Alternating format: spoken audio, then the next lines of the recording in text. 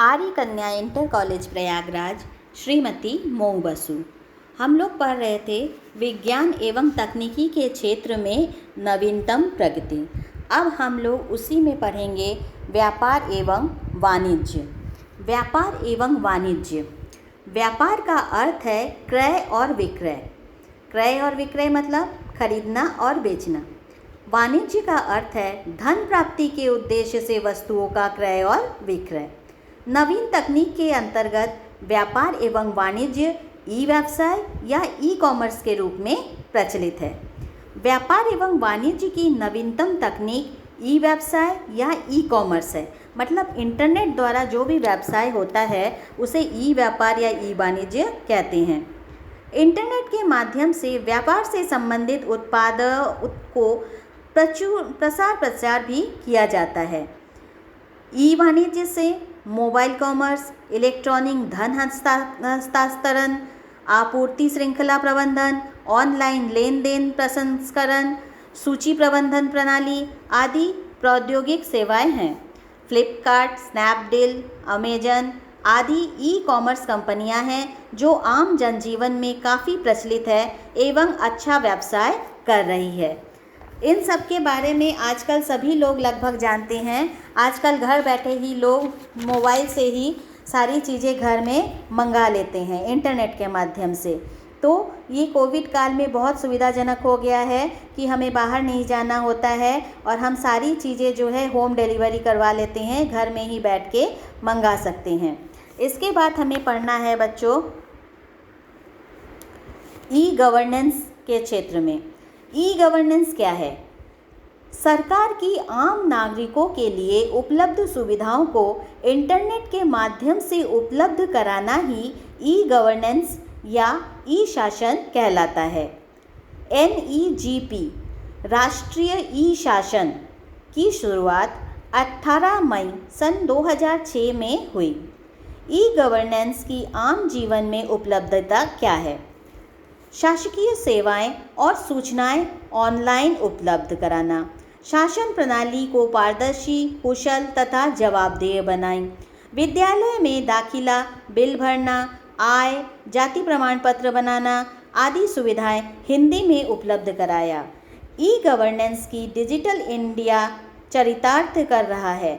इसके अंतर्गत ई हॉस्पिटल की शुरुआत की गई है। आम आदमी को सीधे तौर पर लाभान्वित कर सहज, सुलभ और घर तक सरकारी सुविधाएं उपलब्ध कराने का अथक प्रयास कर रहे हैं। इस तरह से सरकार द्वारा हमें जो सुविधाएं मिलती हैं उसे ई गवर्नेंस कहते हैं। ये अब तक आप लोगों ने समझ लिया होगा। अब इससे संबंधित कुछ प्रश्न हैं जो आपको बता दे रहे हैं बच्चों। व्यापार एवं वाणिज्य की नवीनतम तकनीक क्या है? अभी आपने पढ़ा बेटा, पेज नंबर 9 में देखो, दूसरा पैराग्राफ, व्यापार एवं वाणिज्य की नवीनतम तकनीक ई व्यवसाय या ई कॉमर्स है।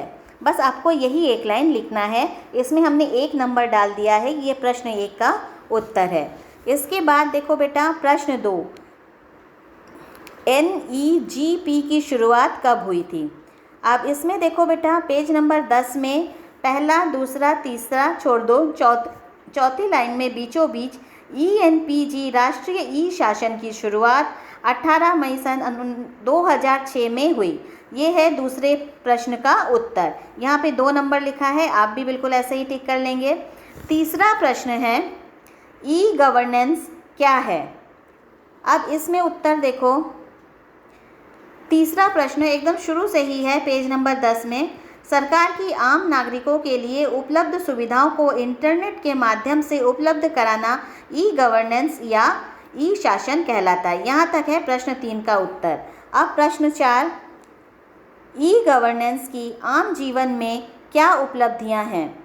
तो ये उसी के नीचे जहाँ पे प्रश्न उत्तर संख्या 2 खत्म हुआ था वहीं पे है। ऊपर से अगर देखो तो पहला, दूसरा, तीसरा, चौथा, 5वां लाइन छोड़कर 6ठे लाइन से लेकर अंतिम लाइन तक ये पूरा है तुम्हारा चौथे प्रश्न का उत्तर। ई गवर्नेंस की आम जीवन में उपलब्धियां यहाँ से लेकर कर रहे हैं यहाँ तक। इसके बाद है प्रश्न संख्या 5, व्यापार एवं वाणिज्य के क्षेत्र में ई कॉमर्स की क्या भूमिका रही।